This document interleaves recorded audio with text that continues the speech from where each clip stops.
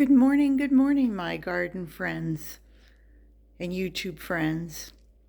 As I'm leading you through my house, I'm showing you just one little spot at a time, really. And this tree started really, I think 2001. My sister bought a Lenox Mickey ornament for me. And so it started with one ornament, and they're heavy. So they don't always go well on a live tree unless you have some really sturdy branches. So it began with, one little ornament holder, as you've seen these probably, where it's just a heavier base and then it comes up and has like a little loop to it. And then the following year, in 2002, she bought another one. 2003, she bought another one. And this pattern has gone on for 20 years. And she didn't buy one for me this year because of COVID. We haven't been together for the last couple of years. But she did send me the 2020 Mickey. And she said, if you don't mind, I think this will be the last one. I think it's becoming a labor for her. This is the 2020 little Mickey. And I can't find 2001, but this is 2002. This is kind of where I think this was where it began, was 2002. And so as they have been collected, I have found different holders for it. One was a Mickey tree ornament holder, and it was just all metal back and forth. It wasn't very warm, but what I did is I looped little pearl things all over it, and so it made it a nice little tree. But they're kind of expensive ornaments, and in the years where you have dogs and cats, you really don't want to have somebody knocking the thing over and whoops, there goes all your ornaments, because they are breakable.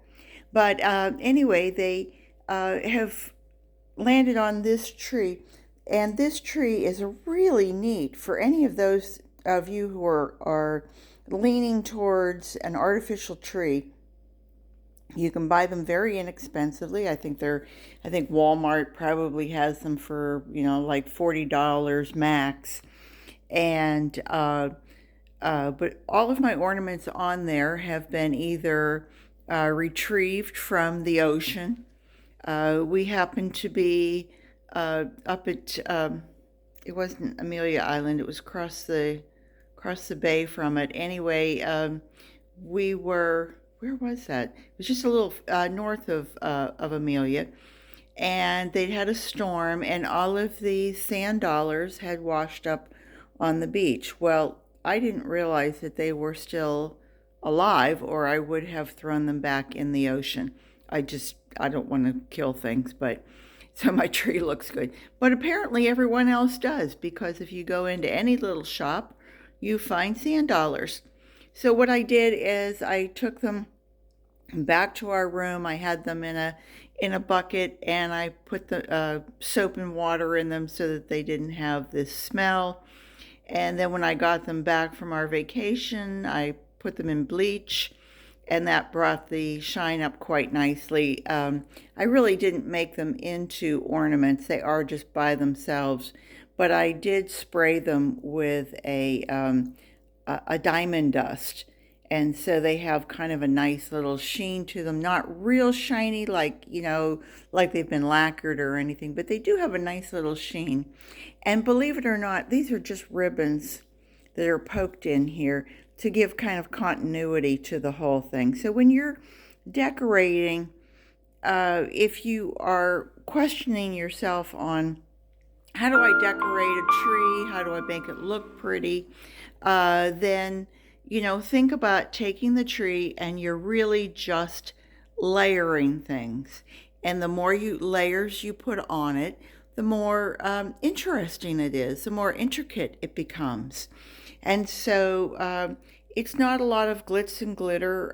The old days where we used to use icicles and everything was masked. You just saw a tree with icicles hanging on it.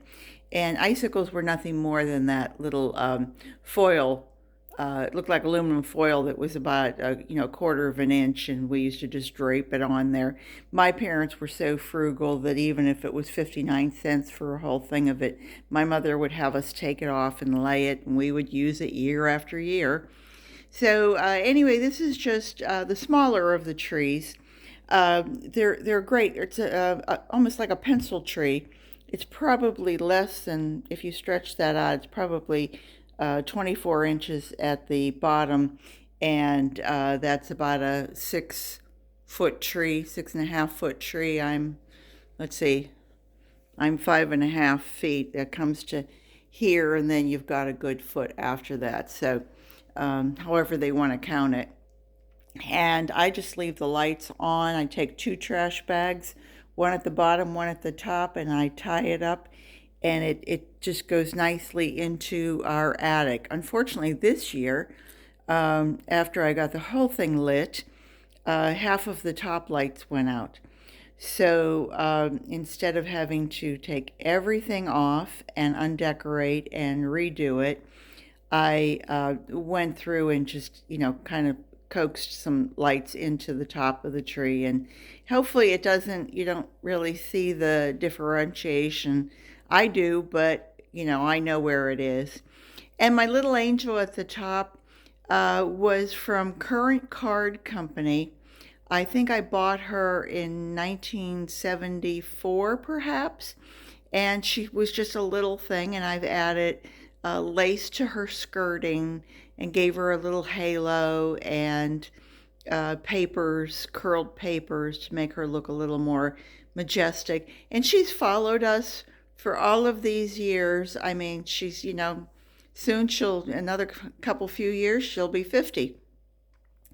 And always brings a smile to my face, because it was a time when, boy, we really were stretched thin on money, and that little angel just really lit up our Christmas season when she got put on the tree.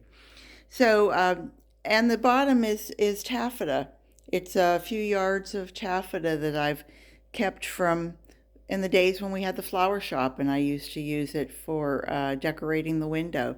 And so my decorations cost me very little or nothing each year, but they bring joy to me. And that's the important thing. They bring joy to Rick once it's all together, and I've quit complaining about how long it takes me to do this. And he says thank you, and that makes it all worthwhile. So again, Merry Christmas. I hope you all are having a wonderful day, and that you'll subscribe to my channel and come back and see me again soon. Take care, everyone. Bye-bye.